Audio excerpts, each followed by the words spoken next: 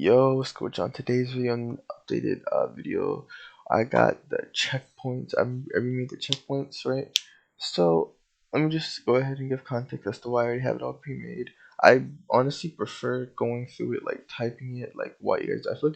I feel like it's easier for a person to follow along with like someone typing it and like while they're explaining it, rather than someone like just sitting there explaining, going through stuff while they're trying to hurry up and type everything to keep it going. Because like you feel kind of rushed and you don't really have time to really it's like a teacher in class trying to talk to you, like trying to make like when they're trying to give you notes to write down while at the same time trying to talk to you. So even though that's how school works, but besides the point. Besides the point, right?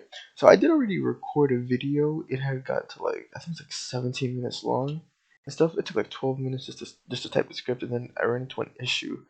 Honestly, this shit had me pissed because it was like I had like it takes a really long time to honestly type this shit out. To be honest, like while you're explaining it, I should say this stuff, right?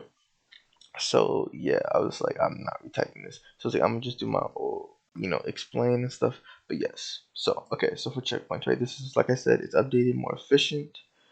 Just generally a better way to go about doing it than I previously had made back in either 2021 or early 2022, either one. But anyway, first things first, of course, you're gonna need two checkpoints, right? Checkpoint 1, checkpoint 2, right? They're both anchored. They're just normal parts that just scaled and changed the colors, right? You don't really need a spawn location. If you're trying to set the player's respawn location, which obviously you'll need to set the respawn location because if the player dies in the obby, you obviously want them to, go back. You could really use a function. You could really use a function for that, or you could just use spawn location to change. If you need help with that, just let me know in the comments. But anyway, so here's the script. So we make a checkpoint data store. The reason why I have it set to 2 is because remember I obviously had to test it for the video. Well, I had to test it prior to making the video, then in the video, and then you guys don't know if something happened, but yeah. So I'm making it so my data is just clear so I can just demonstrate it to y'all. So checkpoint save, right? It is a string value. Now the reason for this is pretty much when you step on this, what it's saving is the name of what you just stepped on. So it's saving the name of the checkpoint, right? Because then the concept is it saves that name, right? Then when you join, if you have checkpoint data, it will then move your player or character, I should say actually. It'll move your character.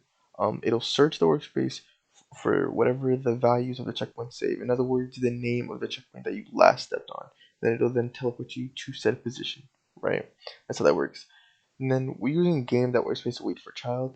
I would have used character that WaitForChild, but that was actually the issue because pretty much by the time the data was, pretty much by the time it would check to see if the player had data, then loaded data and stuff. But by that point, the character would already have loaded in. So if something is already finished loading and then you try to have a function that says wait for this to finish loading when it already loaded, it's obviously not going to go anywhere. Like it's just stuck. So I just went with game.Workspace WaitForChild. And then of course we have a one success do loop and stuff. By the way, the script will be in the description, so you don't have to ever copy and everything. I'm just explaining and breaking down how it works. Then we have our data saving here where we save it to a table and stuff, and then we're saving the table to the data store with the key of the player's user ID, right? Then here is where we are updating the value.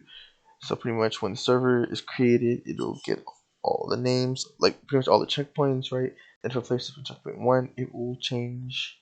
It will pretty much change. What?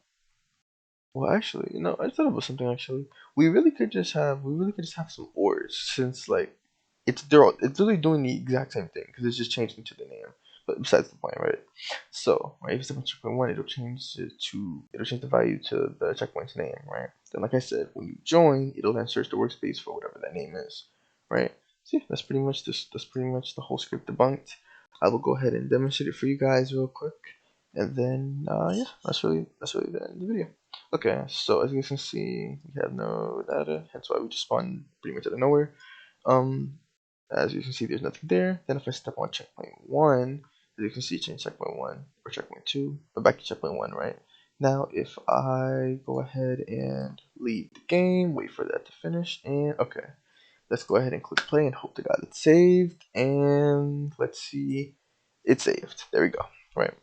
If we go here, it is still checkpoint 1. As you can see, I am at checkpoint 1. There we go. So yeah, I can step on checkpoint 2, leave, rejoin, but there's not really a need to do that. But yeah, Hope this video was helpful. If it was, leave a like and subscribe. Links to join my Roblox group and Discord can be found in the description. Appreciate y'all for watching.